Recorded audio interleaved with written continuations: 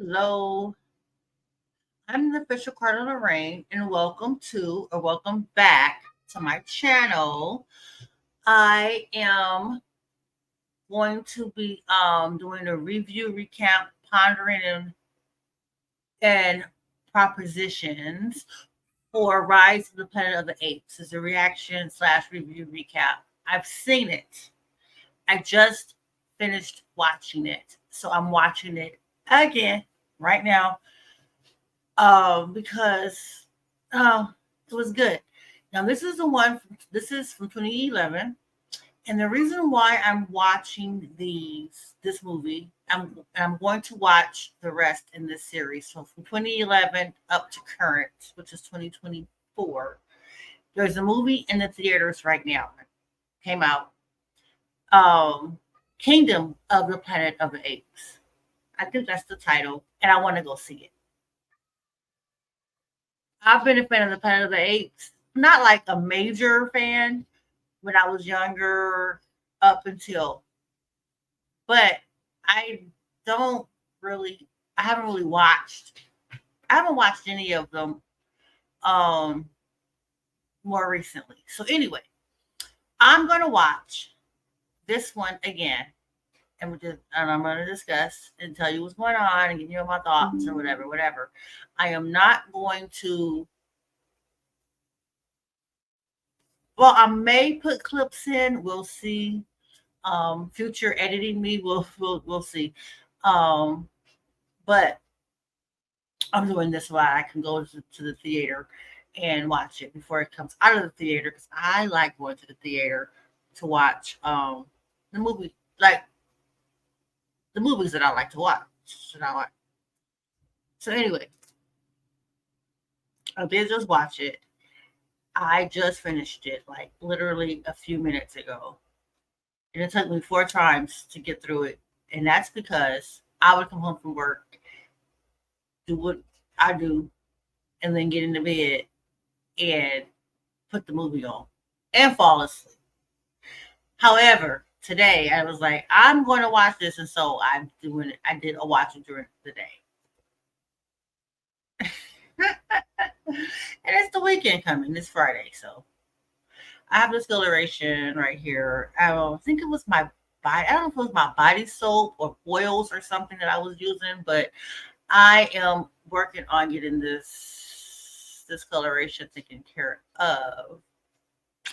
It's a thing, but whatever. It's temporary, I'm sure.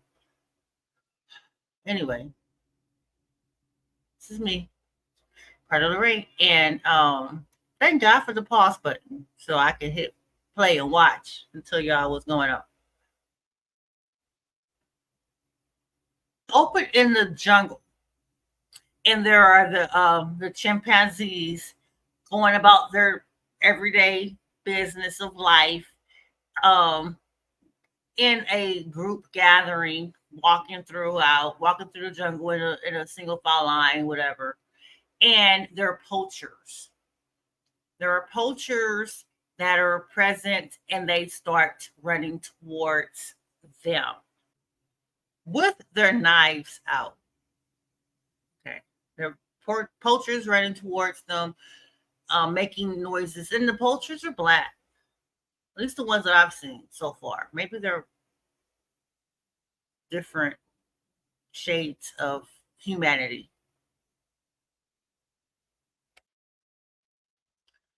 So one gets captured. One of the chimpanzees gets captured and in a net and put into a steel container, locked up, and he's being transported away.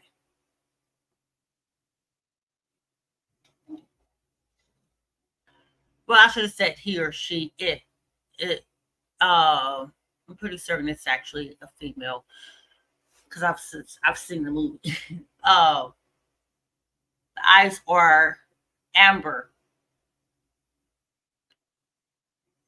Their eyes are amber. There is a hole. There's a square hole in the box, so the chimpanzee can see out, and it hollers out, is looking out, and hollers out, and other chimpanzees come in, and they see what is happening. Okay, captured. So the next scene, we see a chimpanzee with a choker around its neck, and the eyes are not amber, but they're greenish, a hint of amber, and it's doing a puzzle. It's doing a puzzle with three. I may make a screenshot of this. The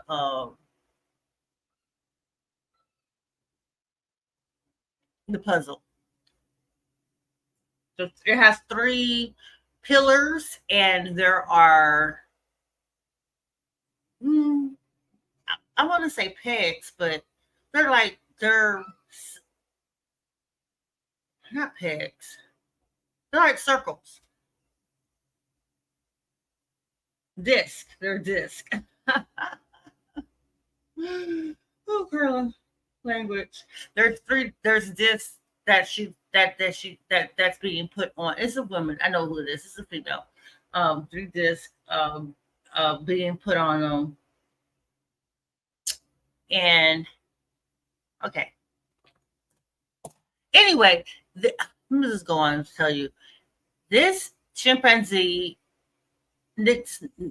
has been given a drug nickname her bright eyes because her eyes change colors because of the drug enhancement, which is which gives her intelligence, like more sentient. Well, she's already sentient, but more like intelligence, like human intelligence.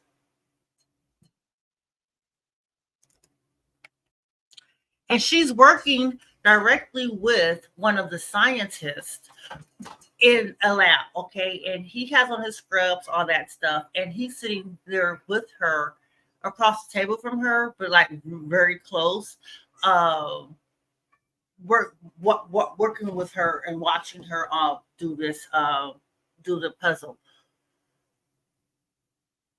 It's really nice. And then so here comes I think his name is James. Yeah, James Franco. Okay, Spider-Man's best friend, Green Goblin's son. He is one of the main characters of this movie. So he walks in. He is he's the main human character of the movie. Okay. And he is a doctor in this movie. He works at the same lab um business. Okay, and his aim is to cure Alzheimer's. So they're testing a drug. We haven't gotten to this point yet, but I'm going to tell you they're testing a drug that was created that's to cure Alzheimer's. They're testing it on chimpanzees. Okay, so there we go. So James Franco, he sees the what happened with the chimpanzee Bright Eyes. Well, mostly is because the other guy, he was there, but the other guy was like, "Are you watching this? Did you see what she did? She did this. She did this puzzle in 20 moves. 15 is the perfect score. She did it in 20. Bright Eyes did. So James Franco goes to his boss, black guy, and he tells him, um, we're ready to move on to human studies. This chimp just did this." And he's like, "You better be certain." He said, "I've been doing this for 5.5 years." He says, "There's one primate." He said, "One's all we need." He said, "Okay, well, you don't mess up. Don't get attached. He didn't say that yet. He's about to say it. Second. What it tells them actually is keep your personal emotions out of it. These people, because the board has to approve. He said, "Bring me all your research. We'll go to the board, and keep your personal emotions out of it. The board looks for results, not for dreams. So, all right, got it. Check, check. Got it, got it.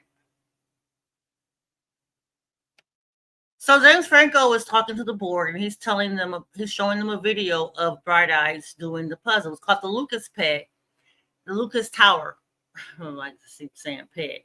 Lucas Tower. And the objective is to place the larger disc on the bottom without ever placing the pegs in the disc in order without ever placing a larger disc on top of a smaller disc. And there's three towers on one little pegboard, and she did it in 20 moves, and the perfect score is 15. So he's talking to the board about this, but as he's doing this, dot dot dot. So James tells I'm gonna get to his name in the show at some point, possibly. But for now, I'm calling him James Franco because that's his name in real life, and he's playing this character. But he tells the board that the reason for her success at this puzzle is a drug called A112, and that it is a neurogenesis drug, and it for them will be the cure for Alzheimer's. Neuro something. Let me see. Yeah, yeah. Neurogenesis. Uh, and it's called ALZ 112. It's the name of the drug that they are experimenting on chips with. Pretty certain it's fictitious all the way 100%. So now we have another person in the background. With my hands out of the camera like that. It looked huge to you guys, right? Like that. And he's back there trying to get Bright Eyes to come out so that because she's supposed to be presented to the board because she's their prize, right? She is the example. However, she is not happy. She is not having it, and she goes violent, which is kind of out of character for her. But there's a reason. All right. I know the reason. Some of you might know the reason. I'm going to get to the reason in a second. She's getting ready to cause a lot of chaos. A lot of chaos.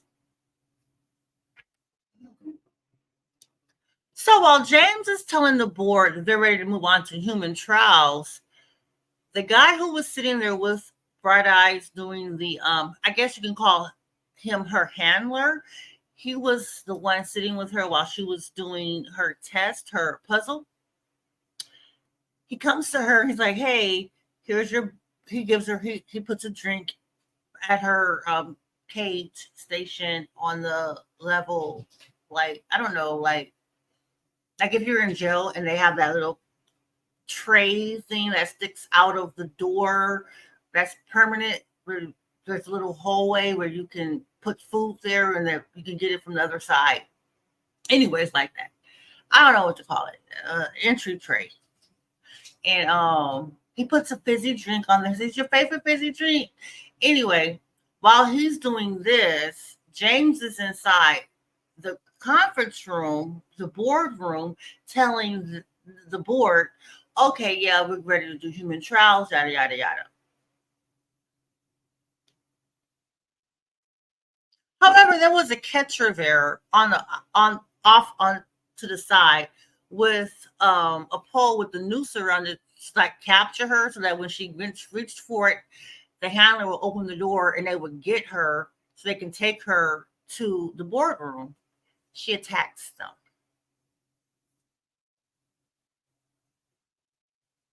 Mm-hmm.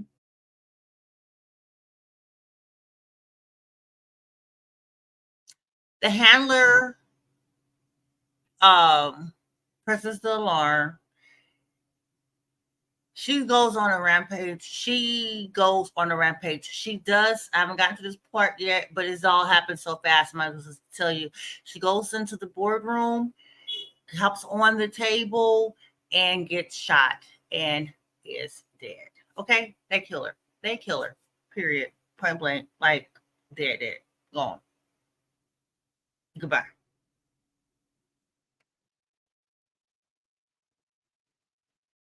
And while that's happening, before she hops in and gets shot, James is in the boardroom telling the board that there aren't any side effects except for one, which is that the chimp's eyes, their irises turn to a shade of green. And that is why they call her Bright Eyes, the chimp they're getting ready to kill. Okay. Madman with guns. Not the scientists, but some other people, like who work there. I'm gonna call them the security guards, the flashlights. No shit, the security guards, the flashlights. I love y'all. I depend on y'all. I really do. At my job, yeah, me too.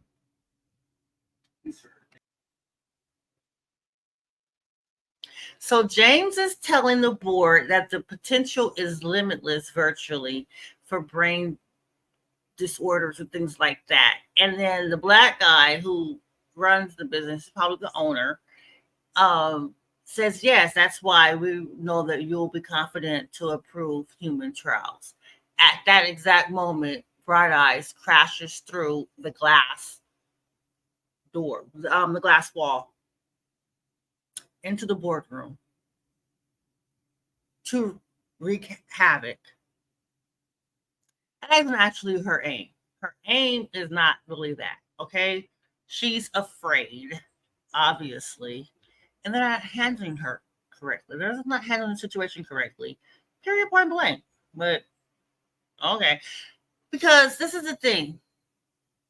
Although, yes, the drug could give her some sort of intelligence, but she can do things and think cognitively, that doesn't mean she has the experiences, the life experiences, and such, and things of that nature where she can think rationally. So okay, you're giving her intelligence, but she doesn't have the rationale to go along with it, or the reasoning, or the deduction skills. Like, it's not the same. It's not the same. And that is a flaw in, from what I've seen. I've only seen the one movie. And I'm watching it again with with the more interpretive view, um, more analytical. Mm, so I'm not, but I noticed that before. I thought that when I first watched, I was like, yeah, it's good and all, but things are bound to go wrong because they don't have the same, their reasoning skills aren't going to be the same because they weren't able to build those. That is not intelligence. That is emotional intelligence. That is not the same thing as IQ. IQ and EQ are totally different things. And EQ usually comes, it's a learned, they're from, not always, but it's usually learned experiences. So that with intelligence. So if you don't have them both at the same time, like, I don't know how that could correlate and bond and create what you're actually looking for. They want to use this on humans. Of course, the humans will have had experiences. They have an emotional intelligence, most of them. No, I shouldn't say most. Have you met people? But I met people. Most of them don't have any Q. That's very, very high. But we'll talk about that at a later time. So as soon as she pops in to the conference room onto the table, she gets shot by security, which I already told y'all was getting ready to happen.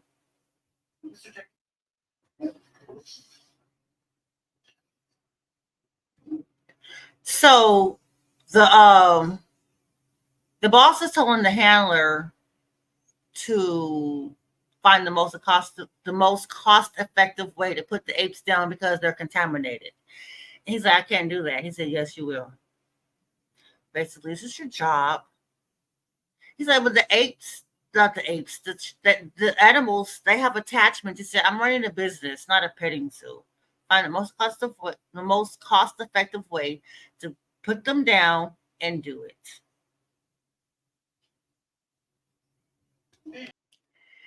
And the boss is telling James Franco now. Well, James Franco tells the boss that they took the 112, and he's like, "Yeah, and you're lucky you still have a job because we were thinking about firing you."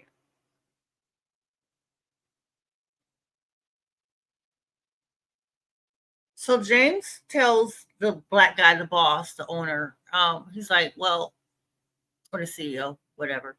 There's a board. Uh, I have done spent 5 years doing this." He said, "Yeah, and everything about how the human brain works, except how it works. Everything about the human brain." He says, "Except how it works." The drug has been removed from the premises. It seems, which um, we'll see about that in a second because James ends up with, I don't know if it's this particular one or maybe it's another one, but he knows how to make it out of it because he's a scientist. He's a doctor. He knows how to make it. So maybe he makes some more because I know for a fact that he ends up with some at his house. So if they just took all of it out of the facility, where did he get the others from? Unless he make more. So that's like, I don't know. Hopefully it'll be explained. I don't recall it from when I watched it um 2 hours ago. Well, I just finished watching it, so I started it 2 hours ago. So I don't remember if that was the case, but yeah, like where'd you get it from? You made it something. You made more, or you already had stored some, or they didn't take all of it. They just took some of it. I don't know. Loophole?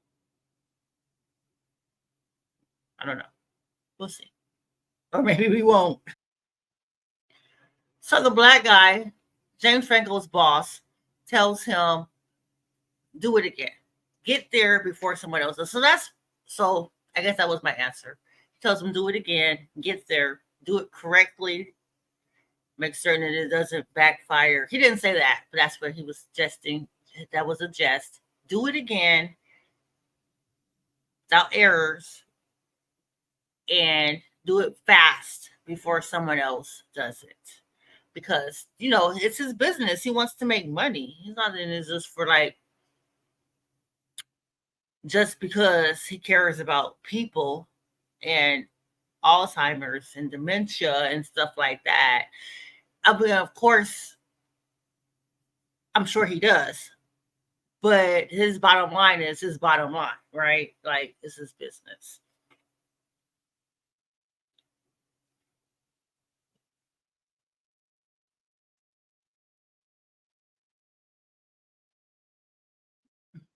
So I just turned my heater off in case you guys are hearing a noise in the background. That was my heater. Um, and now it's a little bit warmer in here, and the noise was a little bit bothersome. At first, it was white noise, but then I started hearing it. But I kept hitting pause, and yada yada. So I'm like, oh, it's a little bit warm. I'll turn it back on again if necessary. I have no problem with that. I'm not getting ready to freeze.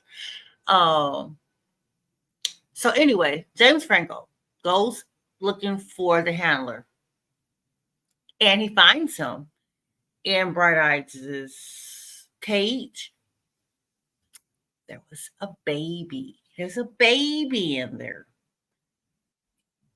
And that is the reason why she went bananas. She was trying to protect her baby. Newborn, just born, 1 day old. And another loophole, another thing that is unexplained, how did they know that she was pregnant? First of all, how long are chimpanzees pregnant? Second of all, how big do they get? How do they show? How do they show? How do they present? Because how did you not know that this girl, that this chimpanzee was pregnant to the point of gestation, to the point of birth? Like, come on. That doesn't make any sense to me. But it's a plot device. It's plot. It's plot. But it's not okay to me. As a writer, as a viewer, as an analyzer, as an analytical thinker, as a critical thinker, that doesn't make sense.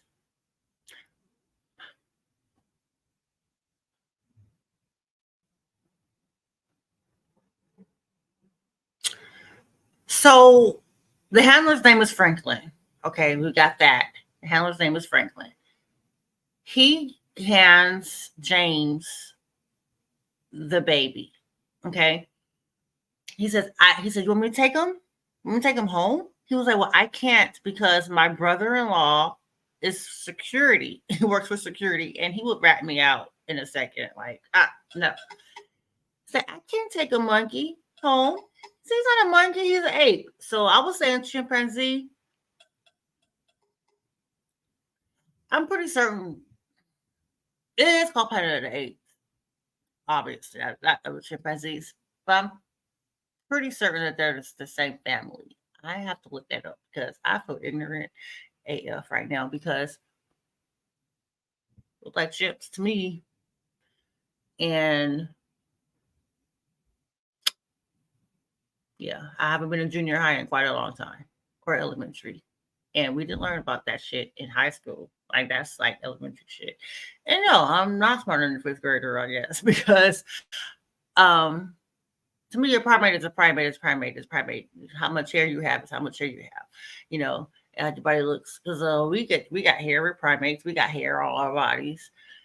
Less, our bodies stand differently. Yada yada, whatever, whatever. And no, I am not a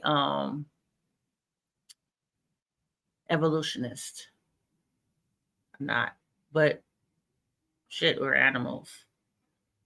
Have you seen? Look outside. Look at your man. Look at your woman. How do they act? Shit, how do I act sometimes? We're primal. So Franklin tells James Franco. Well, James tells him, I'm not taking him home. I'm not taking this animal home. He says, well, then here, I was already made to put down the other 12. I'm not doing it again. I'm not doing it to this. I'm not doing it again. Here is the syringe. Here's the killer spree drug in the syringe with the needle. Here, if you don't want to take the baby home, then you kill it yourself. I am done. I have had to kill 12 to keep my job. I am not doing this shit to this baby. James doesn't do it. We know, obviously, right? Is that a spoiler? We're getting ready to get into it in a few minutes. He's going to take it home. He's going to show his father, and whatever. We're going to get that in a second. I'm skipping ahead, but only like a minute. Only a minute. So he comes home with a box with boxes and packages. So we know we're in his home. The woman there, I guess she has a housekeeper. She's leaving as he's coming in. Oh, a nurse. She's a nurse. She's a nurse for his father.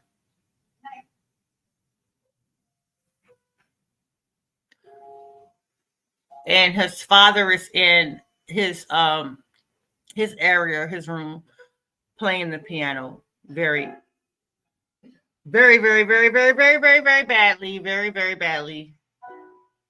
His father is played by John Lithgow. Lithgow.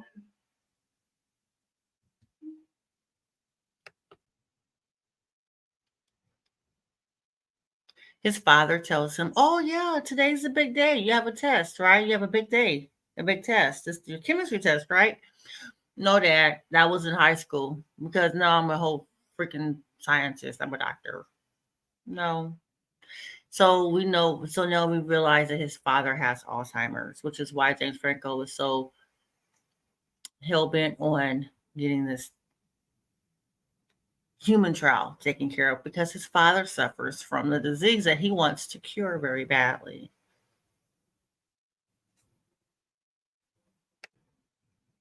No, I turned it off. I turned it back on. So my heater is back on. Um, so James Franco tells his father, well, after he's done playing the piano poorly, "Hey, Dad, you want to see something?" And so he shows him what's inside of the bigger box that he brought home. And it is the baby ape. And his dad's looking at him like, "Oh my goodness." He's like, and he looks at him, he sees that he sees a son, he sees something on his like right about right here, his clavicle area. And he asks, "Is he injured?" And he's like, "No, I think that's a birthmark."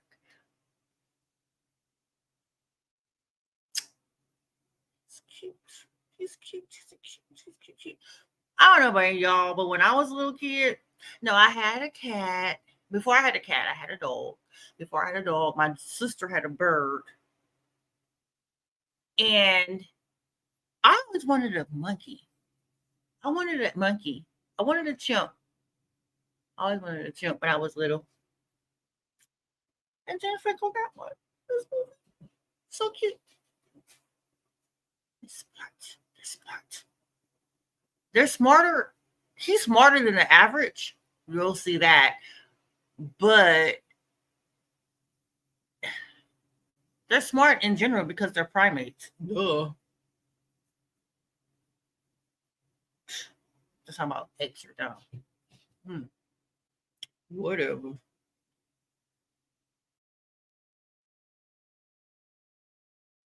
Although my niece did get bit by a primate, by an ape or a chimp or a monkey or something like that at a library. They were just doing a thing and she got bit. Huh.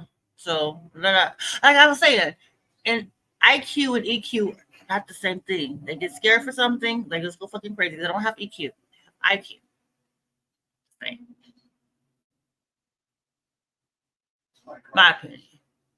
I'm not a scientist. I just did chemistry. Biology and chemistry is all I did.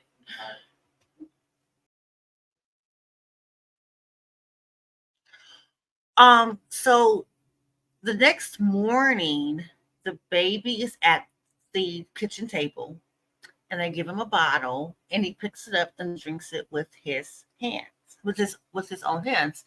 And the father, John Lithgow, he's like, "How old is he? Like 2 days old? Like he's smart." And then we see his eyes. His eyes have that same coloring of his mother from when she was given the AL 112, whatever it's called, AZAL, whatever it's called, the 112. Yeah. So we know that he's inherited his mother's um intelligence based based off of his irises, his eye color.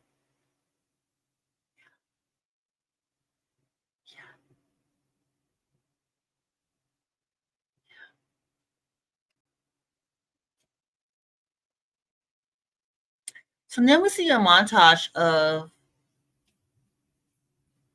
the baby.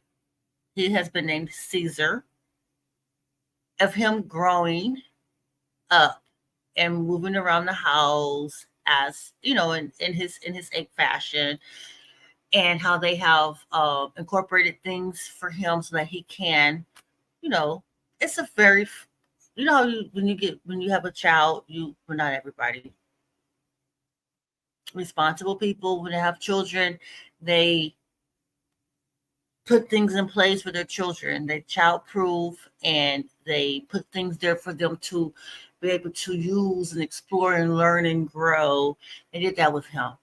And they show a montage of this, and they said by the time he was 18 months, he was signing because he couldn't speak, so they taught him sign language, and he was signing like 25 words or something like that. Like he become just so you know, because I'm not gonna keep talking about this probably, but he becomes a very fluent sign language er. He becomes very fluent in ASL, okay? American Sign Language. It's a language. He's a linguist in sign language.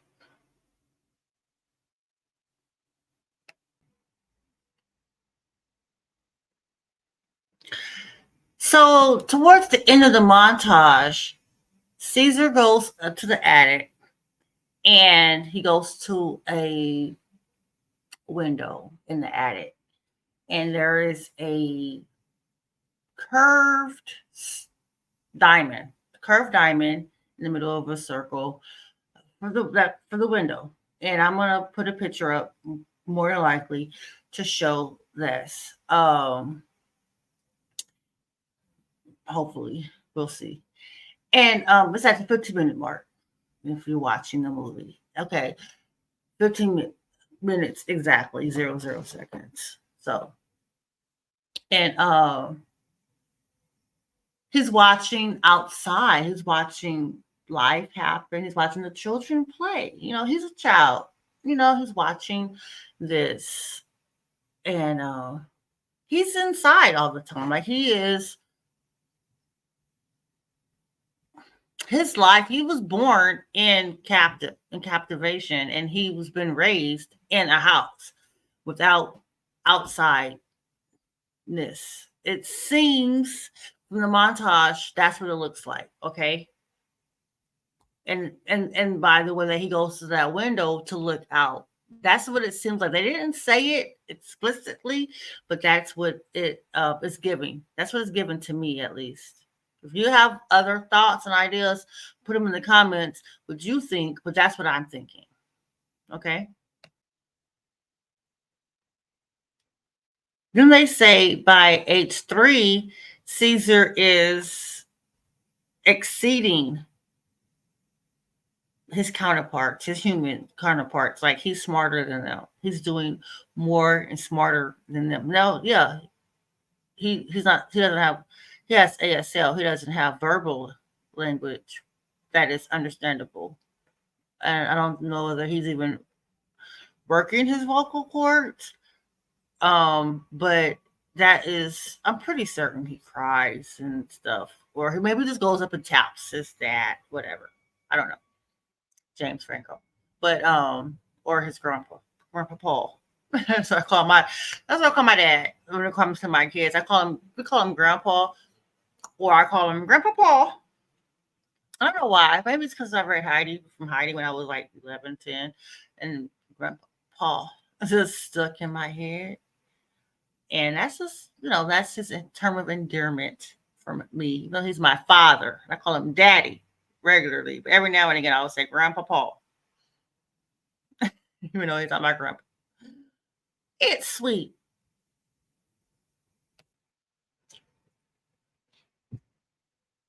Good news, good news, good news. So, the ALZ 112, because it is not replacing bad cells, it is boosting his brain cells. And that's why he's excelling. And he at a very young age is He has mastered that puzzle where he gets it in 15 moves, which is the perfect score. What? What? I think he's 3. What? What's going on? Hmm. But he seems taller. And I'm like, whatever. You know what? I shouldn't even use height as a barometer because I'm 5'11", and my children were all tall. My daughter being the shortest, and she's 5'8", and she's short to us. But when she stands with one of us, it's like she doesn't seem. But just that, just that number is like, girl, you short. However, my sister is 5'4". My niece is like 5'2". So it's like, hmm. But my children, my boys at least, are tall and whatever. My grandma on my mom's side, old people, they didn't really grow that tall on a norm. This is the one. My grandmother was 5'10" on my mom's side. On my dad's side, I think my grandmother was pretty short. I don't know exactly how tall she was, but I don't really give a shit because I really didn't like her. Fuck her. I loved her. That seems mean, didn't it? I loved her. She was one of my favorites when I was young until she started mistreating me. And I started seeing the differences that she was making between me and my cousins. And I didn't understand the reason why. Didn't matter. I was little. It shouldn't be a reason. Shouldn't happen. But it did. And it was weird shit. Cause like my mom and my dad were married. It wasn't like they were like I was just there out of wedlock or anything. Like, no. Like it was just weird. And so our relationship was kind of tumultuous. Well, actually, it wasn't because I disengaged when I was little. I told my parents I don't want to go around, and they honored that to an extent, as you know, much as they could. And then when she got ill, I did go around. I went and started going around when she got ill, and I made myself known again and there and present for her before she passed. And I didn't go to her funeral, even though I was treated like shit. But that's another. You know what? That's for Patreon type stuff, right? That's Patreon. What the fuck we doing? Let's go back to the movie. Oh, we just got real deep. Caesar is good at chess, and he laughs when he wins, and when he makes a good move, he's going, so cute, so cute. I love Caesar. I heart Caesar. What? What? You gotta watch the movie. Go watch the movie. If you tell me how you feel. Tell me how you feel in the comments if you watched it. And if you haven't, and then you do, come back and let me know. Like what? This is. I love Caesar. I love.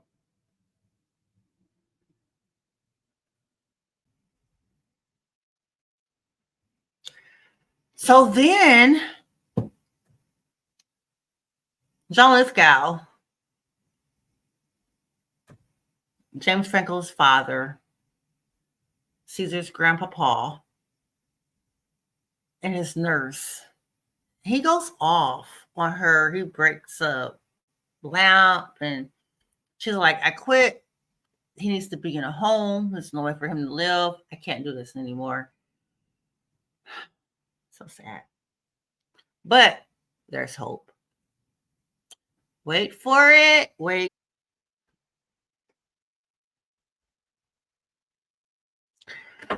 So James goes to work, and he, of course, knows that it is being recorded, that there are cameras and that record probably 24 hours a day. And um there probably aren't any blind spots. I mean, come on.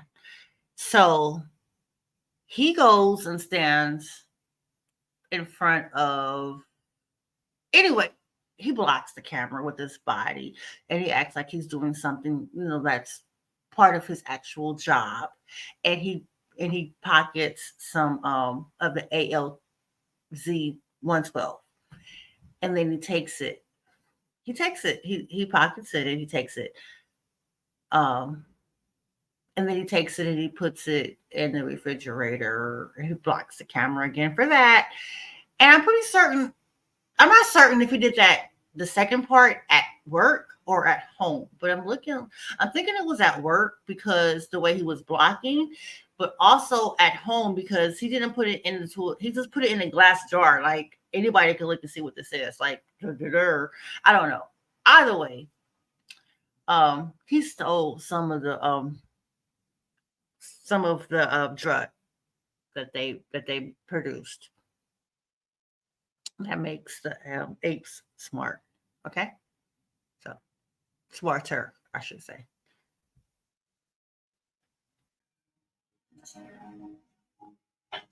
He tells his father he's gonna make him better, and his dad's laying in the bed. He's at home. He tells him, "I'm gonna make you better," and he injects him with the AOZ 112. Caesar sees. He tells him, "Shh, like don't say anything." And Caesar goes back.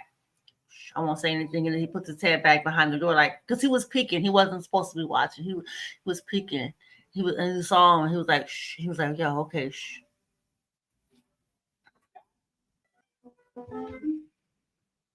Then his father, the next morning, is playing the piano. Now we remember how wretched it was. Wretched. It was wretched. It was wretched. Wretched. Wretched. His piano playing. Okay, he's playing. I don't know exactly what it is. I used to be more versed in classical. I'm not anymore. I don't remember all that stuff. But he's playing something and he's playing it well. Okay.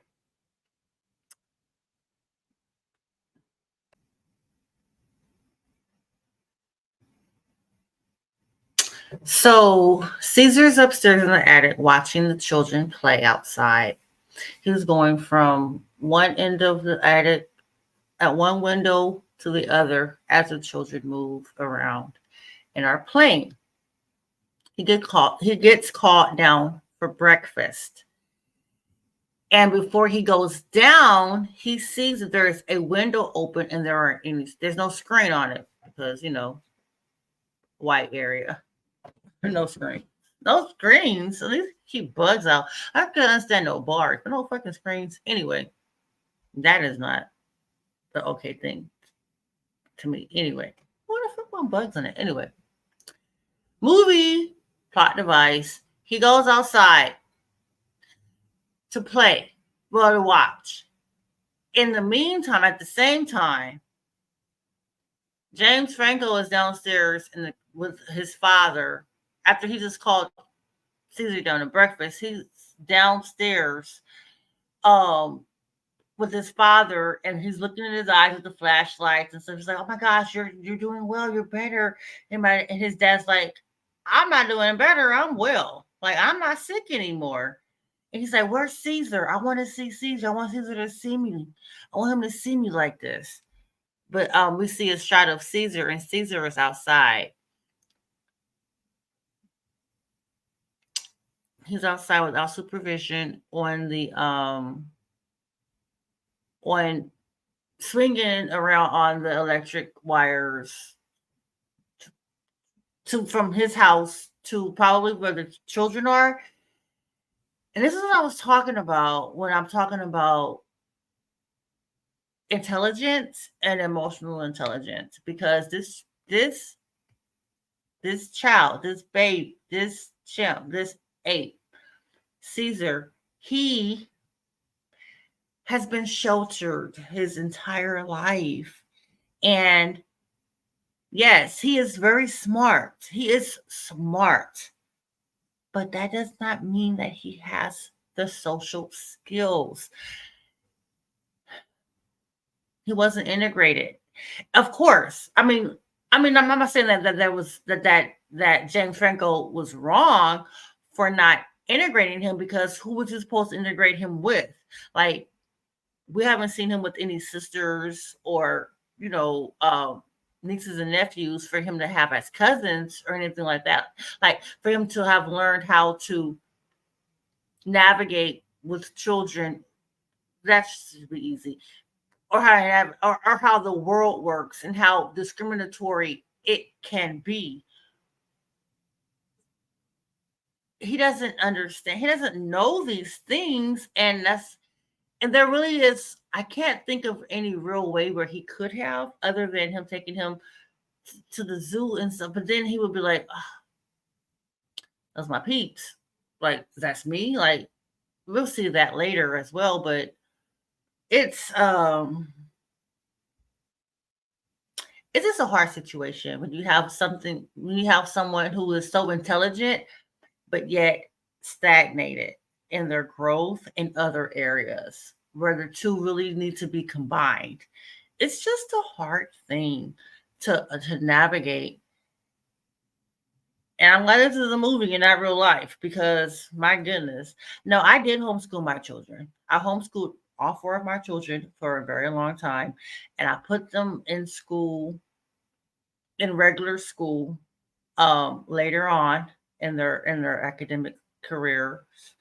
My baby got, he was the one who flourished. And if you know me, then you already know.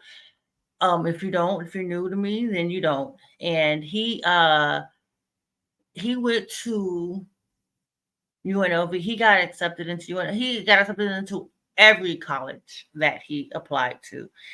He got early admission into his very first choice, which is HBCU, and then he chose not to go there instead, because it was, he decided against it. And then he went not far from where we live, even though it was out of state. And we found out later that because of his GPA, he ended up with a scholarship, which was not even part of the. We didn't even know anything about that, because we just didn't know. But yeah, I homeschooled. I homeschooled my children, and yeah. And oh, bonus, his acceptance letter to his HBCU came on my birthday. My daughter came in yelling. I have a video of that as well, when she came in with the letter. Oh my goodness, the letter just came from the college, from his first choice.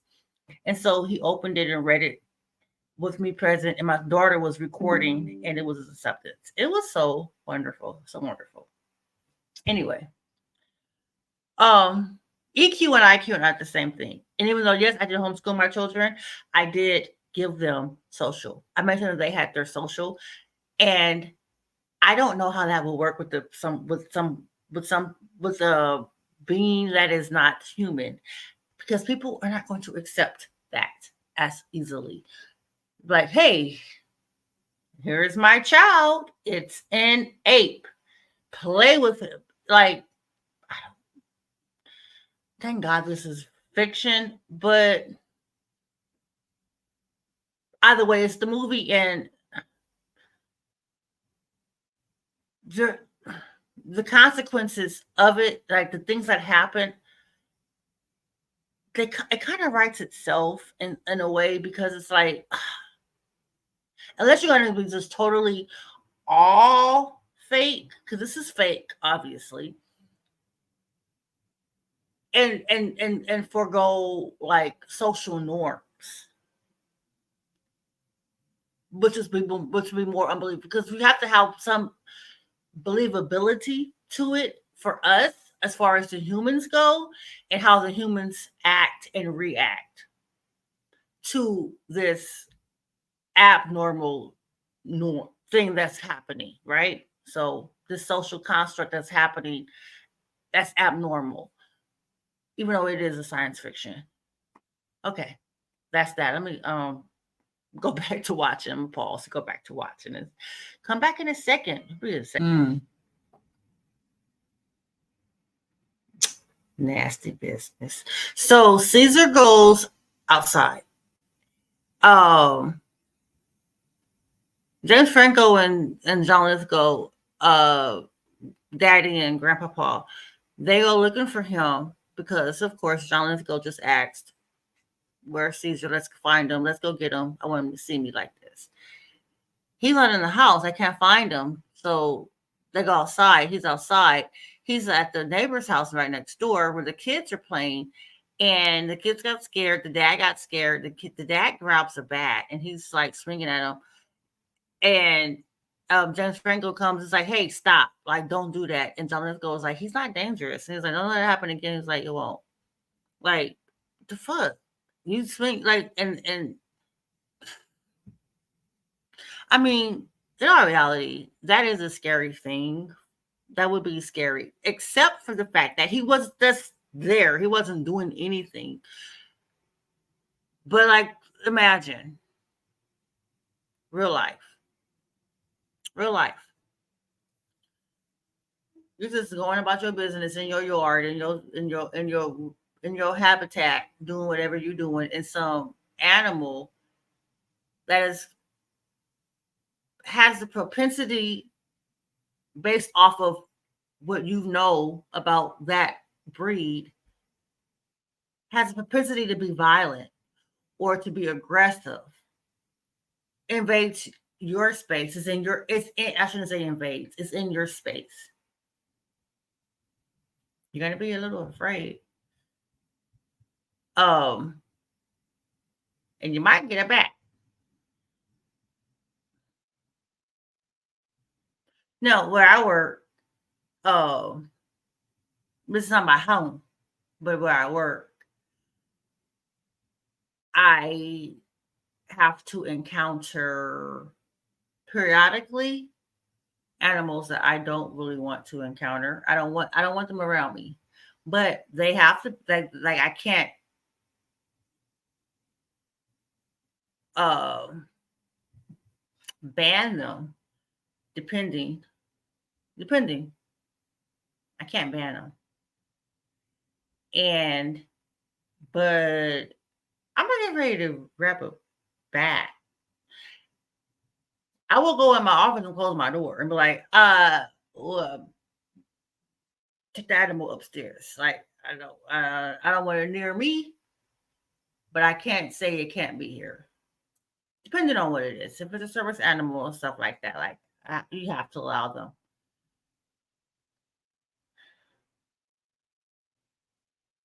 But I'm gonna tell you one thing. I need paperwork. I need to see it. I need to have it. Other than that, go away. Because no, we're not having all of this. No, no, not even a little bit. I need paperwork.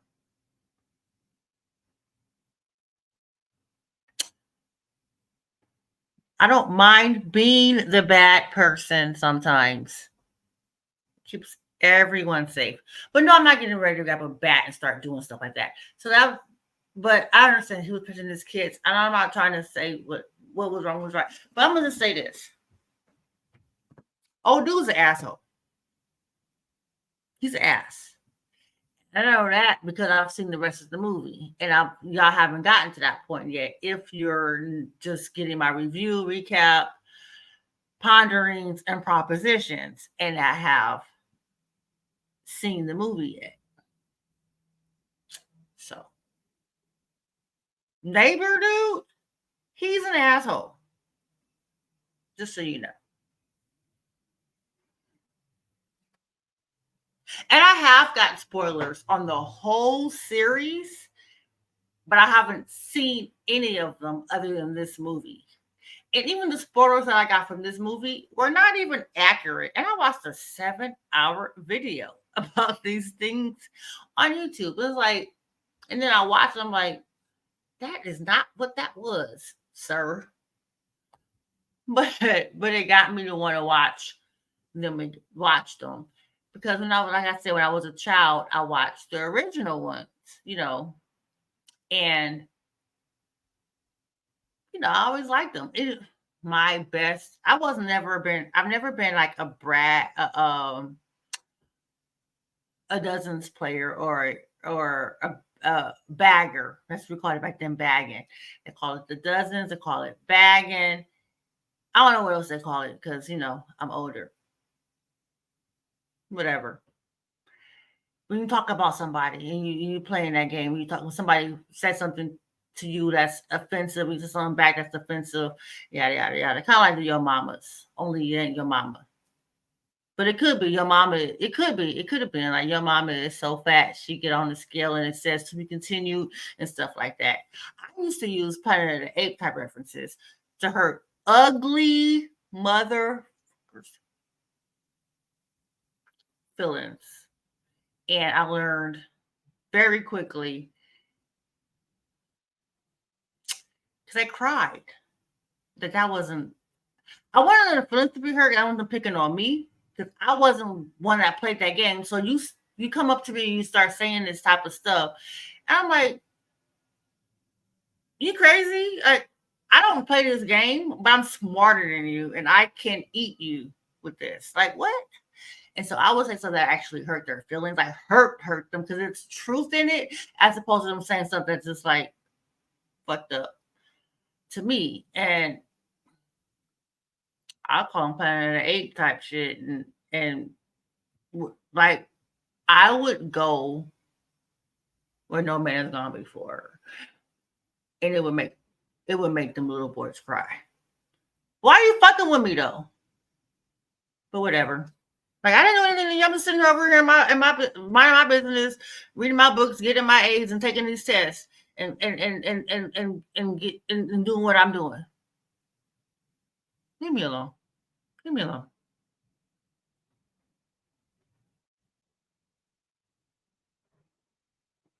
Minding my business. Project X MF. Go sit in your corner. Anyway, I'm done. Because that bothered me. I was very unproblematic unless people bothered me. I'm that way even still to this day. I will really, really, really, really, really, really go there, but you really have to make me go there. But once you got me there,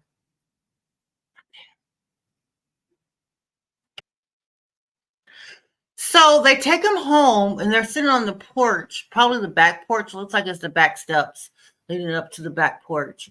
And and James Franco is like, I told you not to go without us. And he's like showing that his leg is hurt. He's like, how bad? And so grandpapa says, how bad is it? He's, I don't know. But yeah, he's bleeding. He's bruised up. Like the asshole from next door, the father, he actually did make contact with that bat. Like he hurt him. And when you see him with his parentage, you can see how small he is. Now, when I saw him in other scenes alone, he seemed a lot bigger, but the CGI, whatever. And now he looks young again and small with them. I mean, not small, small, but childlike still. And he's being able to be carried and he's on his and he's he's sitting on his like hip and stuff and like he's like a typical like 3 4 year old, for us. Mm, not the short ones because they probably I don't know. I didn't have short babies, but either way, hip you can still carry them on your hip. Listen, am I being mean? I'm so sorry. I don't mean to be. I'm not like a heightist or anything like that. I'm not. I promise you. When I was younger and I was 11 at 5'11", no, 5'10", I grew 1 inch. I did not like that because I mean I like my height, but everybody was so short to compare to me because they hadn't grown up yet. They hadn't grown yet, and some of them never, of course, would grow to my height. But do you know how hard it was? Like the boys, like they were short. I had crushes on all of these short boys because there was nobody. Well, there were some that were my height, but I didn't like them like that. You know, some of them, a few, yada yada, whatever, whatever. But you know,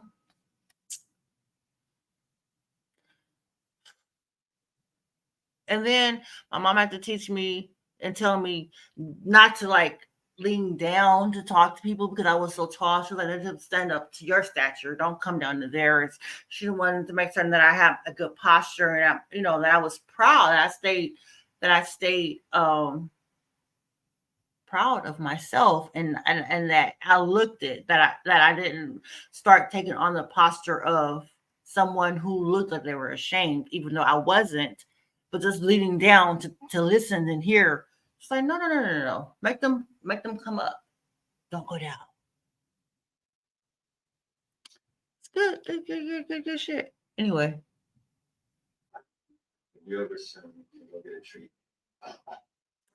so he takes him to the zoo to get hemmed up by the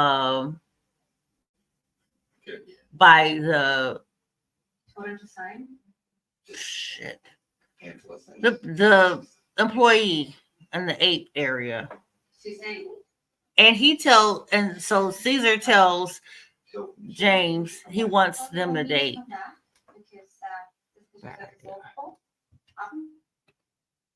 I don't, they start spoiler before we even get to that. He does start dating this woman, and this woman, up until the very last part of the movie, annoyed the shit out of me. And I don't know whether I it's because I thought she was maybe she wasn't developed enough and we didn't get to see how she actually felt, but the things that she would say, they seemed double entendre. Like innocent enough, but not on Caesar's side. She irked me. She irked me. And therefore, James irked me because it seemed to me as though he was listening to her. It's like, where's your agent? Y'all don't have, where's your agency? You had so much agency when you accepted this job of taking on this child, this chimp, this ape. Where's your agency with this woman? Bothersome. Bothersome. So the girl, the lady, the zoologist, I don't want to call her that because I don't know what her title is. But she's visiting the home. Okay, the dinner. I guess their dinner was at his house. Anyway, she's in Caesar's play area. Maybe it's his bedroom. I don't know. But that's a little Tykes playboard, and so of course it's his area, right? There's like rings hanging from like gymnastic rings hanging from the ceiling, from the beams, so that he can play and swing, whatever. She tells James Franco that he has made a pretty nice living space for him for Caesar, and she says that he is not going to stay that way forever because he's going to grow into a large, powerful animal, and that she's afraid of chimpanzees, and that she should be because and that is smart to be. Um, and I think that when I first watched it, that was probably the first sign to me that I don't like this lady. Now, I did. She has a redemption later, but it's,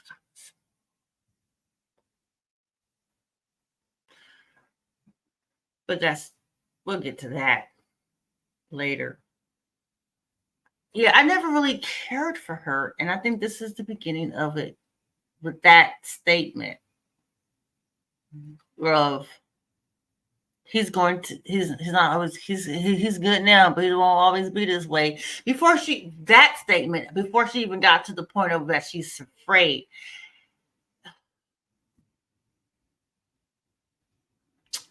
you care more about this. You care about this man. So, and you haven't even known him. You just met him. You have he went to the zoo because that's where he figured he could go undercover for safety and get some type of help. Met you. You come to his house, you're chilling, whatever. And this is what you say. It's like I did not ever feel like she was somebody that I wanted. And I was hoping that I was reading it wrong, but interactions later and things, you know what? She's not. I'm gonna watch it again. I'm watching it again because that was my first run through. Like I said, I watched it 4 times, but not all the way. I kept falling asleep. So each time I would just fall asleep a little bit later. And so last night I actually fell asleep like an hour in. And so today I just fast forwarded through until because I finished the whole movie. My dude turned it off at the end. Like he came in the room, he was like, shit is off. He turned it off. Anyway, so today I had to just fast forward to where I remembered from, like right before I remembered from, and I just watched it from that point onward. I haven't watched it 4 full times through. I've only watched it 1 full time through, but 4 attempts. Okay. And I would just fast forward each time until where I left off. Anyway, no, no, no. Last night I watched it from the beginnings. I was like, I want to watch like it because I didn't have to worry about anybody sleeping next to me. He was up doing his stuff in another room. I could have the volume up loud and I could just like sit and chill and have it up. And I fell asleep. Of course. Anyway, yeah, I didn't like that girl. And I'm hopeful watching it now again through as I'm pausing and paying more attention because I'm actually talking about it and I just casually watching it because I promise you I had no intention of making a video or videos about this movie and this movie series until I finished watching it today. No intention at all. Until the very, very end. What happened at the end. And I was like,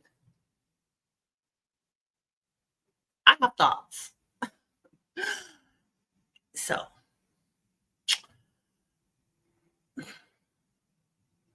and I want to see how that plays out in the rest that are coming. Well, that came, but I haven't seen. So, yeah. Like Joe said, I want to know. I want to know.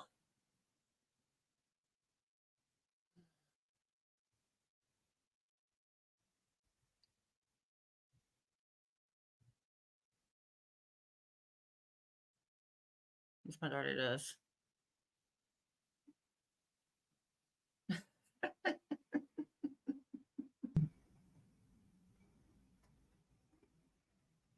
Redemption for the lady. Just that fast. Okay. So I had forgotten and I just watched it. She suggested that they let Caesar outside. And she needs to be out, she needs to be able to go outside, yada yada, whatever. And so James Franco says, I have the pepper. I do not know this man's name in the movie. Like what? So anyway, they don't say it off. If I'm pretty okay. Let's say it this way. I'm gonna say it this way. I'm sure they have said it, but because he's the main character, don't say it often. Because he is the focal point. Him and Caesar are the focal points for the most part. His father is a plot device. His father is the catalyst to things that happen, and then this woman is like a slight one, but she annoys me. But she doesn't really have her actions don't have they aren't that they aren't that often and they aren't that powerful. However, this one is that she suggested that that they let him outside, which is obvious. Obviously, he needs to be outside at some point. He needs to be socialized and things like that. But regardless of that, he's not gonna where he takes him, he's not gonna get socialized, but he will get outside, be able to spread. It's kind of like having a dog, a big ass dog in a little bitty apartment. The dog needs to be able to go outside and run around. Like can't keep him cramped up. So I understand that. Okay, so James Franco has another perfect place. And he goes over the bridge. They're in San Francisco area, in the Bay Area. Okay, so they go over the San Francisco Bridge, and he goes to like this place, like it's not like a sanctum or a saint or anything like that, but it probably is a national forest or something. I don't know. I don't live up north. I live in California, but not up north. So I don't know. I have been up there, but I have not been like all over. Like I don't know all the spaces up north. Like I know more down south. Okay, because this is where I am. This is where I live. This is where I was born. Yes, I've been other places, but no place like home. This is where you know it, as opposed to yeah. I remember that. I've been there, but you don't know it. So anyway, I'm thinking it's maybe a national forest or a state forest. I don't know. I'm pretty certain it's real. I'm pretty certain it is actually a real place. And if you know, then please put it in the comments because, it saves research if you already know. Because I would like to know, and I'm pretty certain that our viewers would like to know as well. So just put in the comments if you know where they're going, what place this is that they take him, where they take Caesar to be able to express himself, be free, run around and have fun.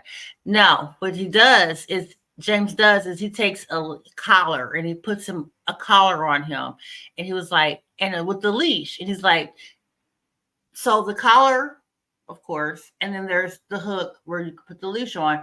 So he puts the collar on him. He's like, keep this on.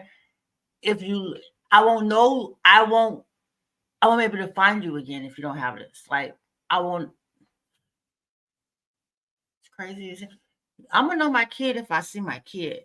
I'm gonna know my ape if I see my ape. That's my ape. I know my ape from somebody else's ape. But I understand, like that shows that if anybody else were to find him, if he doesn't come back, which he will, and he should, like why wouldn't he? Um, that he belongs, that he's not just in the wild. This is actually somebody's because he has like things that humans use, that humans wear or use. So it's like, okay, like putting a collar on your kid, on your, well, it's not like it actually is.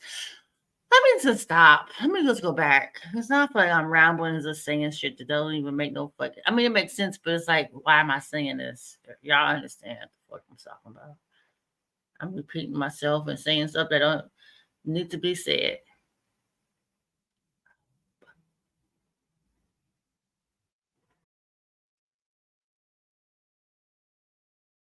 Important. Important is going to come back around later. Before he goes off to play in the forest, he puts his hand out, and James is like, what is he doing? What are you doing?" And the woman, the zoologist, I'm gonna call her that because I don't know what else to call her. I'm pretty certain she works in the zoo, she works with the animals. She's a doctor, obviously, right? But she works in zoos, specifically in the zoo. So I'm gonna just say zoologist. I can say the animal doctor, but I'm pretty certain she's. I don't know. I don't know. That's not my field. I don't know. Okay, so like terminology and all that. But she's like, oh, he's asking your. He put his hand out, and she said he's asking your permission. So he runs his finger down his palm, like that, and he's like, okay. He's like, go, have fun, go play. Gonna come back later, okay? But that is.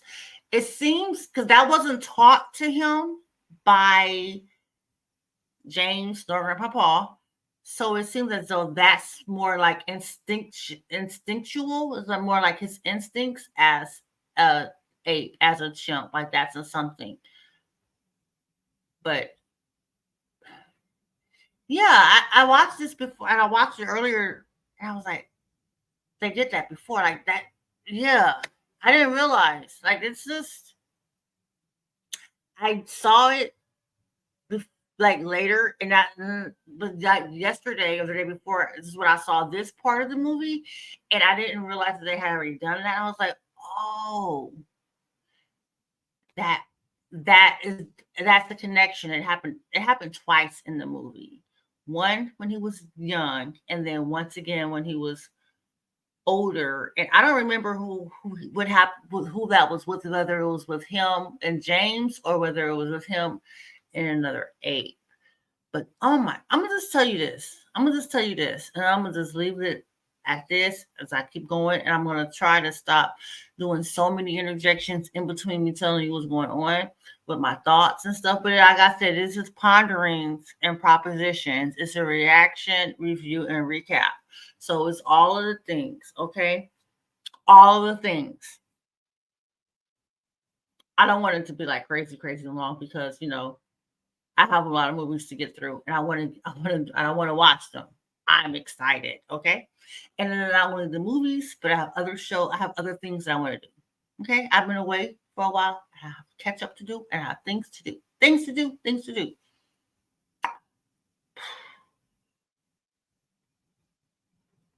Watch this movie. Watch the movie. It is on Hulu. It's on Hulu. All of this series is on Hulu, other than the one that just came out and is in theaters. And I have no idea if that's even a continuation of this particular story with Caesar and his offspring and all whatever, whatever.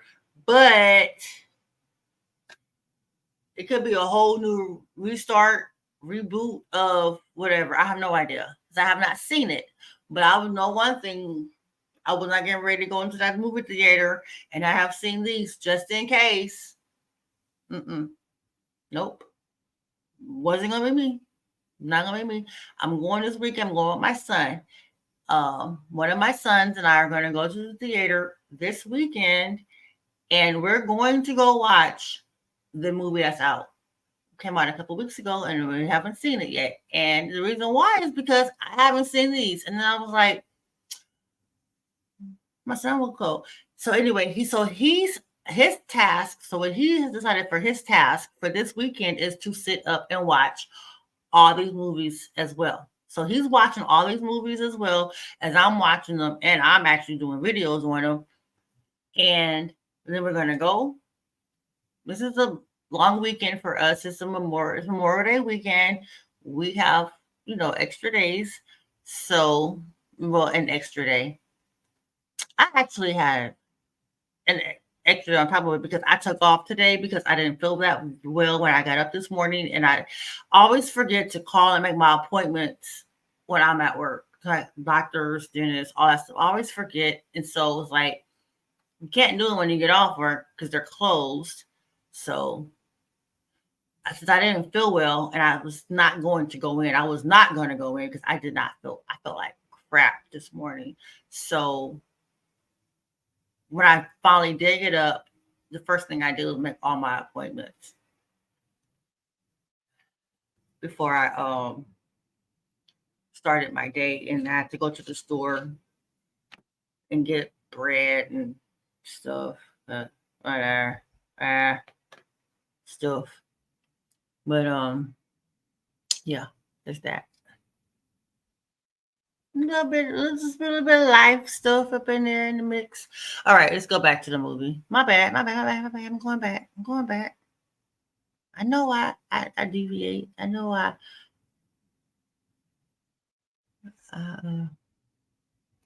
digress sometimes. He tells Caesar to climb. Says, climb, climb higher, higher. He's climbing that tree. Beautiful. He's climbing so long and going higher and higher and from tree to tree.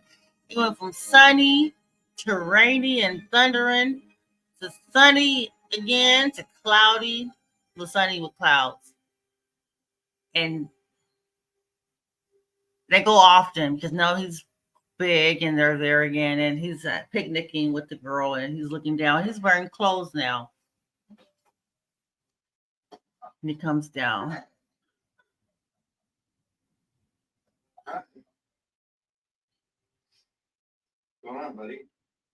And of course, you know that he speaks sign language, so that's how they communicate. Oh, there's a family there, and the family has a dog. The dog's on a leash, and also Caesar has a leash on him. He has his collar. He has a leash on him. He starts pulling at it, and then he asks him, "What am?" He doesn't ask him. He asks him, "What am I?"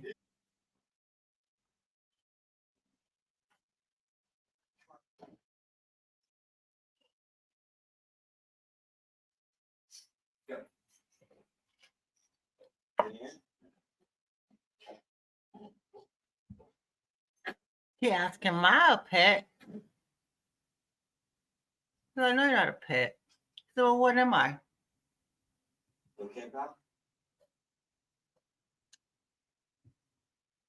He takes the leash off. Of course, he takes the leash off of him. Collar stays on to get him in the car. Caesar kind of ignoring him, but he does ask him, "Who who's my father?" Well, it tells him about his mom. They're gonna take him to the lab and show him the outsides of it, like this, and tell him where his origins are, what happened. Ooh. It's happening now. I didn't hit pause. I'm watching it, and so sad. Okay, so they're sitting outside of his job, or at least his old job. I don't quite know whether or not he got his job back, whether he quit or whether he didn't quit. He said he quit, but I don't know if he actually did because people say that and then they still work there, whatever. So he takes them out. They're sitting out. They leave the park, the national park or whatever it is, the federal, whatever, and then they go and he sit outside of his job, or at least his old job, and he tells them about what happened with his mom and that she was given medicine, and that's the medicine that it passed down to him, and that's why he's so smart, and that she's no longer there, she's no longer alive, she's dead, and that's why he took him home. And yeah, so he's explaining all this stuff to him because of course he can understand what's being said, but he can't speak it like verbally. He's a science. Okay.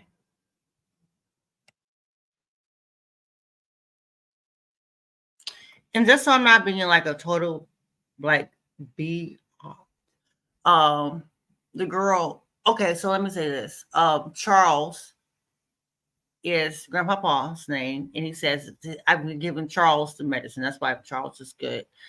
And so the girl, home chick, zoologist chick, she feels bad for Caesar, and she's like, "There's a lot. It's a lot of download on him. Let's take him home."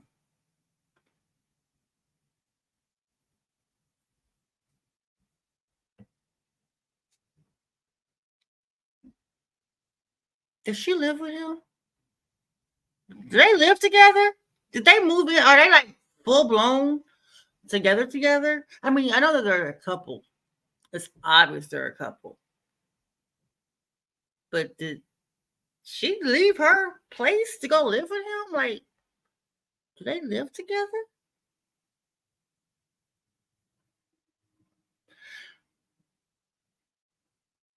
certain he makes more money than her. I don't know, but I'm pretty certain that he makes more than her. But his house is probably nicer. But she had her own place. I'm pretty certain she had her own place. You know what? I'm not even getting ready to get into all of that because that is like a whole video for a whole other day about like social constraints and how people live their lives and what they choose to do and all that stuff. But I'm gonna tell you something about me personally. Me.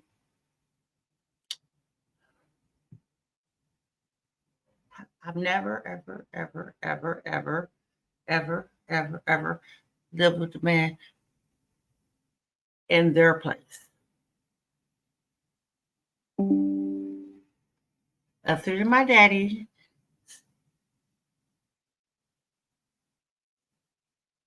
visit, yeah.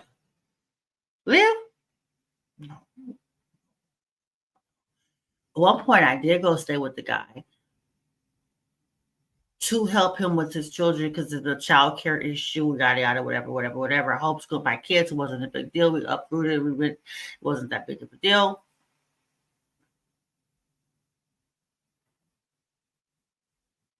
I had my own place. Go home. What? It was empty. It was sitting there, furnished, everything, still sitting there. I went home.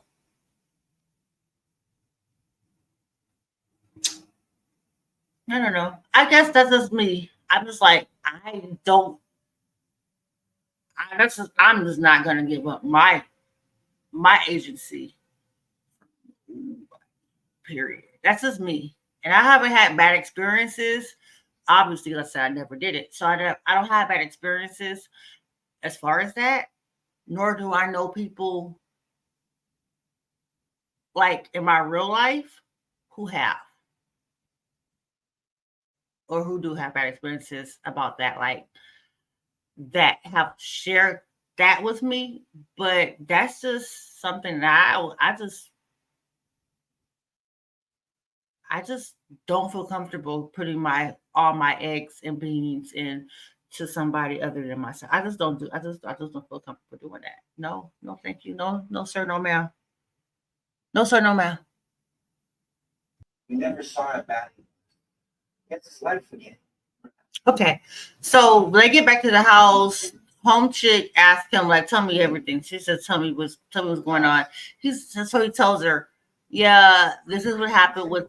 So he runs it down. He's like, "Yeah, his IQ's doubled in the past year." Yada yada. This yada yada. He just explains all the stuff about the drug and about his mom, and all these things. Okay,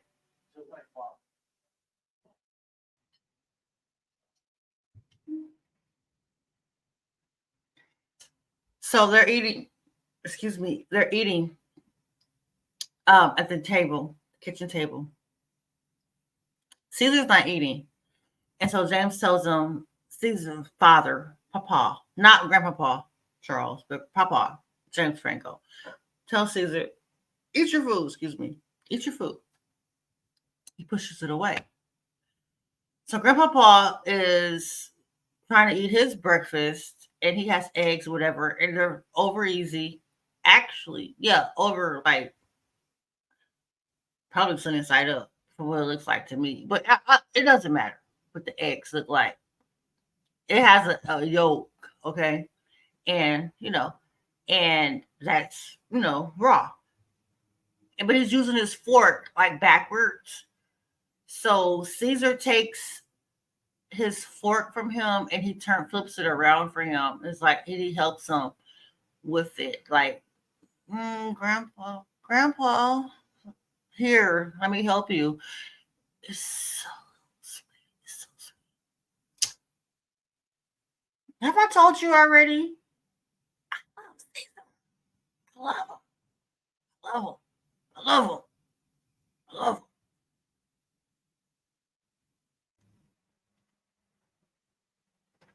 So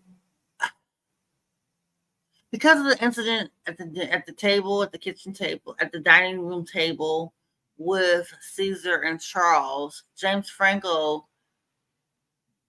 is narrating. I don't know if he's saying it to his diary or if he's just in his head. Because I don't recall that that was a thing before where we were getting his inner thoughts and they were just being narrated off the screen. But we get in it now. And he's saying that his father. Okay, look, I'm not getting ready to watch it again. If y'all noticed it before, please let me know. If y'all watching it after, let me know if you noticed this before because but I didn't notice it until now. So anyway, he's saying that his father's disease is going to come back because obviously the AOZ 112 is no longer working because his dad can't use the fork properly. He doesn't even know what side of the fork he to cut. Like the blunt goes on the outside. Like he's doing it wrong, and Caesar had to help him. So flip it for him, and there's probably going to be a picture or whatever. But it's at the 30-minute and something second, 30 minutes, 30 around a 30-minute mark. Okay, so um that happens in the movie. We're 30 minutes in. It's we got an hour and 13, almost 14 minutes to go. So, well, not counting. No, let's take 5 minutes off of that. Let's say an hour and 9 minutes because credits. But anyway, um, he tells he's saying he's telling us as a narrator that his dad's disease is only going to come back. Is going to come back with a vengeance because the ALZ 112 obviously is no longer working for his dad. Now, don't forget the ALZ 112. It works well when there aren't brain cells that are being repaired. They're just enhancing. But if you're repairing, it repairs it and enhances it, but it has a backlash. Obviously, we're seeing that now, as opposed to just enhancing, where there aren't any brain cells that need to be repaired. So, it is not a cure for Alzheimer's. It is a slowdown. It is a put off, but it is not a cure. They don't say that, but it's obvious. Like that's what they're saying. They don't say it. Okay. Oh. Oh. Okay. I forgot to mention this part. Okay, I just watched this part. He Charles, Grandpa Paul, goes outside in his I think it's in his robe. Goes outside, he sees a car. I don't know if the car door was open because I think it was. But anyway, it's in front of his house, but it's between his house and the asshole neighbor with the kids who had the bat, all that shit. He gets in the car and he starts smashing into the car in front of him and the car behind him. Asshole neighbor comes out, I was like, get out of my car. I'm like, oh shit, you're not even in yours. Dude don't have a license. He don't even drive anymore. He done hopped in the damn car that doesn't belong to him nor James. It's the neighbor's car, and he's smashing shit. I mean, not his fault, obviously. But the guy just goes so off the chains. He's all like, I'm a pilot and yada yada yada. That's important. Now when people start saying when they start exposing and giving extra exposition about stuff that isn't relevant at all, it's relevant. And so I keyed it. I took note. Like, all right, he's a pilot. I mean, I pay attention to that because why else? We didn't need to know that. You're an asshole. That's what we know. Pilot, father, asshole. We didn't need to know a pilot, but we needed to know a pilot. And you're gonna find out why. Later, later, later, later, later. Unless you already watched it and you already know.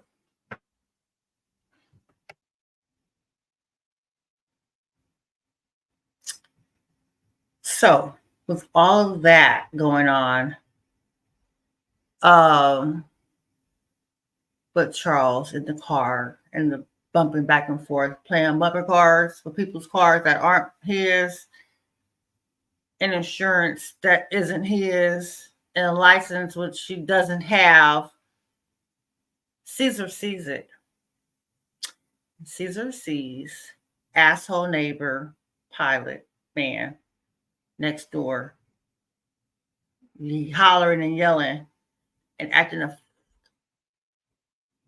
plum ass fool with Charles, his grandpa. Ooh, Caesar is not having it. He comes out and he wreaks havoc on that little ass.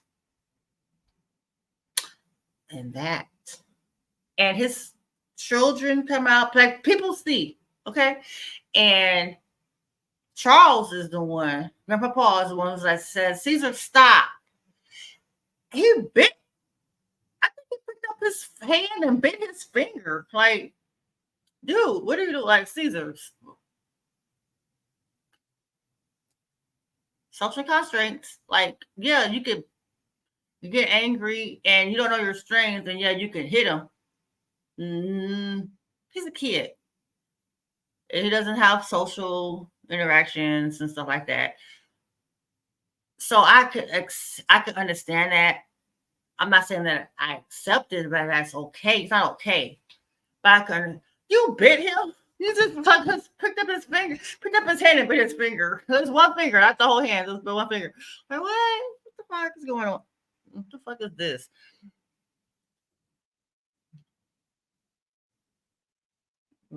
It wasn't supposed to be comedic. I wasn't supposed to be comedy, and it wasn't. It wasn't.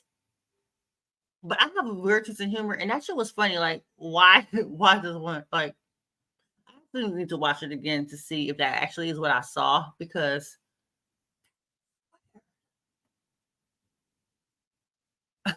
that's a 33 minutes.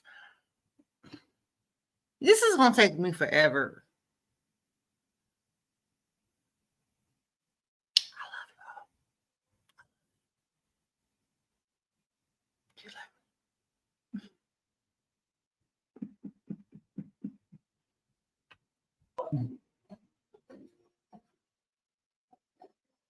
It was one finger, but it wasn't like he just picked one. It was a finger that was just protruding. Like he had his hand like in a way where one finger was just out and he just bit it. But yeah.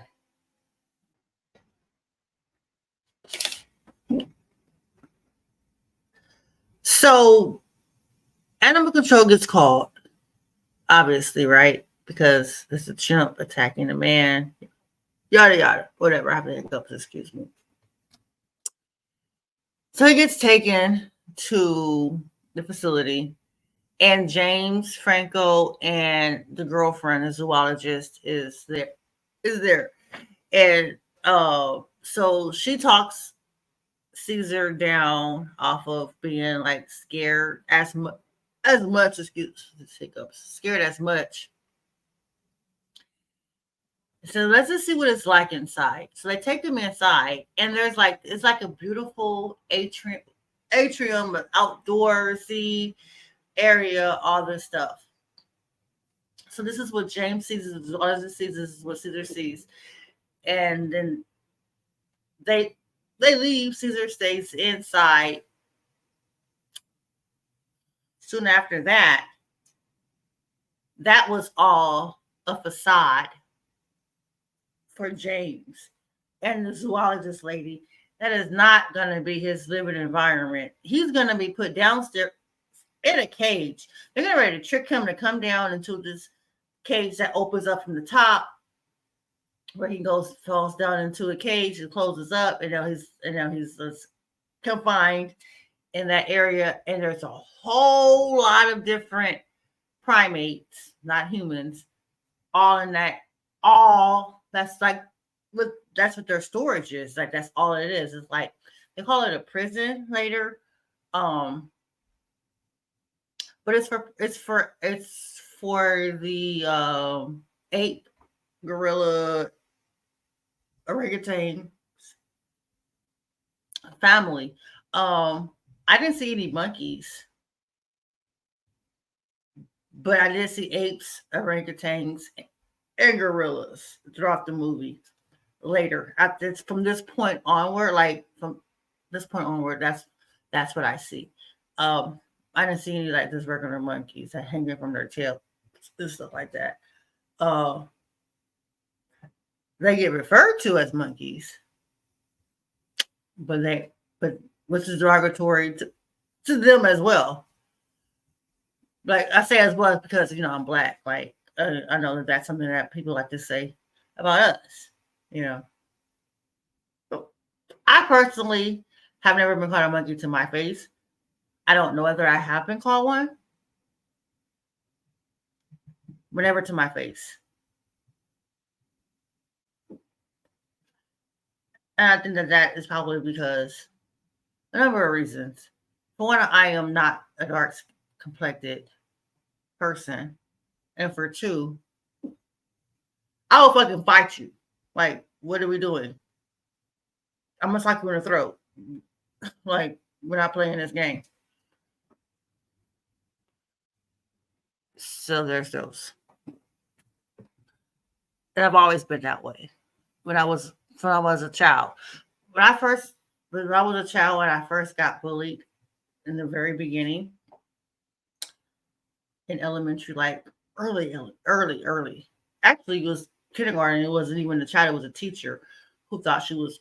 I don't know what was wrong with her. It was kindergarten, and I was like, I'm not doing this. Like, we're not doing this. And that was a private school. And so my parents pulled me out immediately. Like they went and checked everybody. Like, we're paying money for this, and this is how this person is treated. Like, no, this is not happening. And I've always been taught to be firm and to speak up and to stand up for myself and for others. And I've always been that person. I've been an advocate for myself forever and for others as much as I can. And being smart and being articulate and being a studious person, like just learning stuff, figuring stuff out, researching has always been helpful. Always been helpful for me and for everybody that I know. Uh, no matter what we look like, it's always helpful. It's always been a thing. Anyway, Rise of the Planet of the Apes. Let's get back to that. Okay, let's get back to that.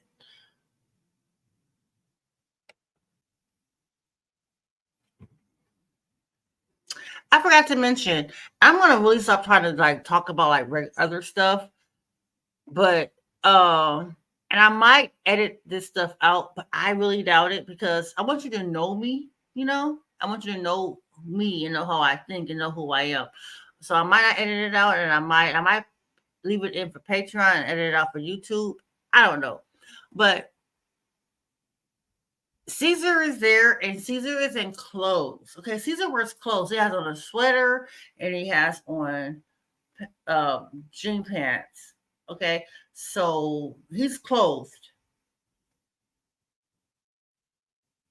Y'all would call it a jumper across the pond, but we call it a sweater in the states. Okay, so that's what he has. He actually has clothes. Right, he's taken to this the prison with all of the other primates, not human, that have been captured. And I'm pretty certain. Well, they've been captured. Whatever. I was gonna say like how I thought they were or when, but whatever. Because I'm like, Bright Eyes got taken. She got taken to the lab. She didn't wasn't taken to this prison. So I'm not gonna say it was in the beginning of the movie. Either way, they're captured animals. Okay.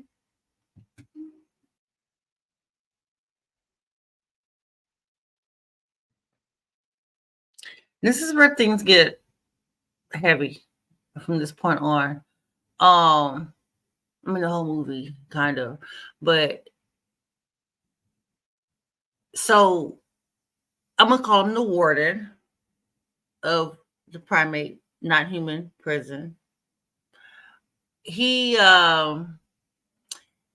he's told by James that okay, he's never been around other chimps. Like he's not familiar with that. He said, "Oh, don't worry, he'll be okay. We're used to that, and he's gonna thrive here. He'll be great. He'll be good. Now let's go do some paperwork." No, I don't.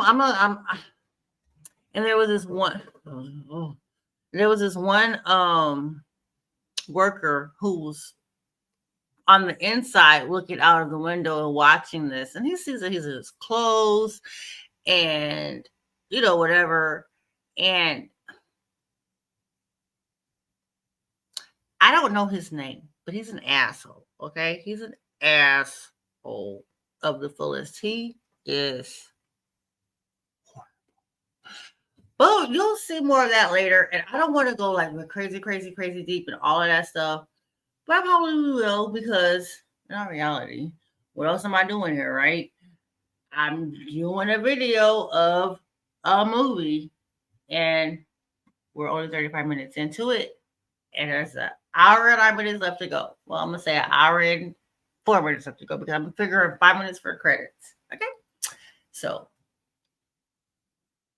I have no idea how long this video is right now, but if you're sticking with me, stick with me.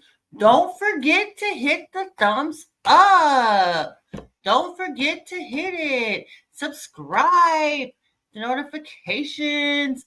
I am going to be more present. Doing it this way, like I just have to figure out like how I like doing stuff. In all reality, I'm on an hour and 15 minutes in. Like I'm gonna have to stop it and start it again, and then do another video and tag them, like piece them together because I've been doing this for a long time, and I'm not using OBS, which I should have probably used because this is a long form video. I'm using StreamYard.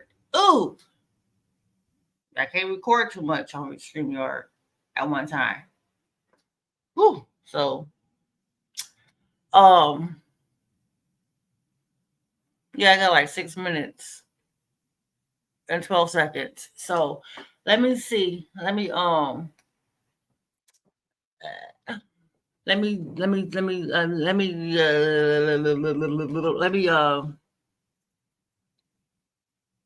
get back to it. Get back to it.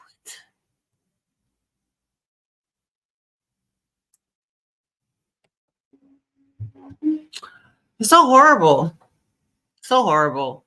So Caesar is in the nice area outside where it looks all lovely, and he goes and he realizes there's a glass there, and he can't actually reach his loved ones, his James, and the woman. Well, I don't know her name. I don't know her name, and I don't think I want. I don't know her name. I don't know if she was given a name.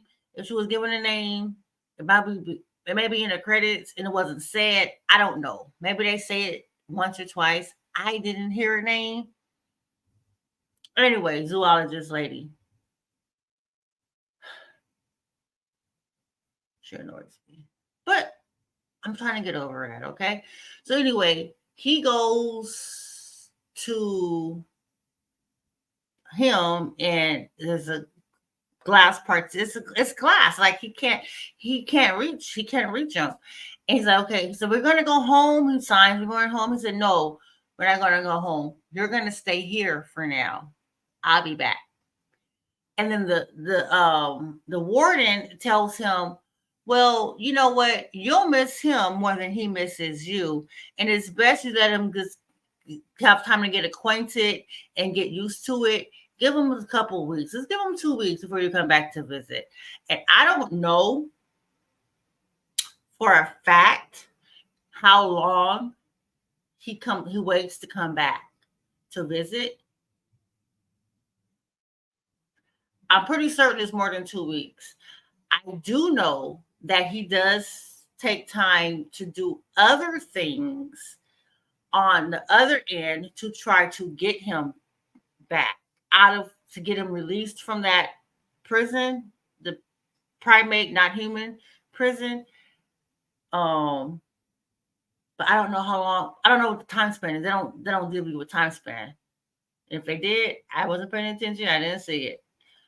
So I'm gonna see watching it again right now. But this is the catalyst, and this is where I'm going to cut this video and then piece in the next part. Because this is where Caesar's change. This is where his story actually begins, basically, like as like where he's no longer just a participant, he becomes active. He becomes he's no longer okay. I shouldn't say that. He's no longer just there. He actually starts making conscious decisions and starts being proactive in his own life. Is when he gets to this prison, and this is where his changes begin. And we're going to get into that in the next part, which is going to be like either right now or in another video, part 2. I'm not sure. I'm thinking just get it done now. But all right. Love you. Because this video is hitting 2 hours, and I don't like that.